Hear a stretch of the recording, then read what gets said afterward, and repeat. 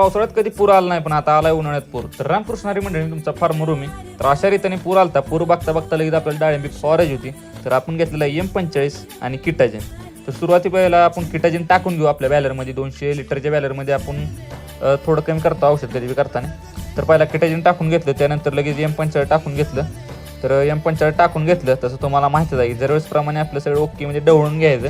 आणि ढवळून घेतल्यानंतर आपला तुम्हाला माझं जरा लक्ष गेलं असेल तुमचं की आता नवीन पंप घेतला आपण. आपला पहिला पंप जरा बंद पडलेला, तुम्हाला माहितीच आहे मागच्या व्हिडिओमध्ये सांगितलं.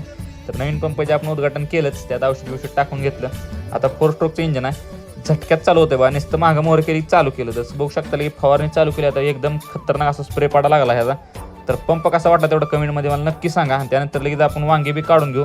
तर वांगे बिंगे काढायची आणि काकडे बी काढायचे. आणि वांगी ती काढून घेतल्यानंतर पावसात जरा काही ती घाण झालेली असते, त्यासाठी आपण काकडे पहिला पाण्यात बुचकाळून धुवून टाकतो मी. तेवढं तुम्ही लाईक करा, सबस्क्राईब करा. मी तुमचा फार्मर रूम आहे.